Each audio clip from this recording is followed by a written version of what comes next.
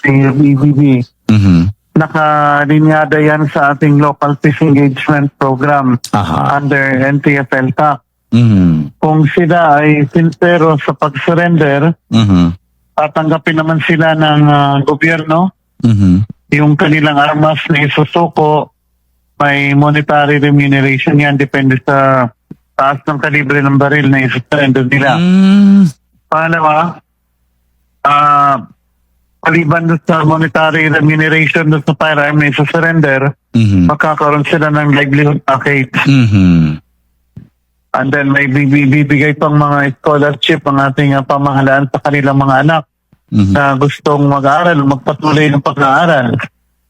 And then yung livelihood package na nilalagay ay hindi lamang one-time na dole-out, kundi Aha. this is in the form of a sustainable livelihood program. Mm. At kagaya nitong RPABB, Mhm. sila rin ay nabigyan ng libreng pabahay. Mhm. At yung pabahay nila, kung makita natin sa Barangay Kabugaw, Mhm. ay hindi ito yung typical na dikit-dikit na bahay sa mga Yolanda housing. Mhm. Pero ito talaga ay bungalow type na single detached na unit Mhm. na kung bibilhin mo sa mga subdivision ay aabot ng milyon.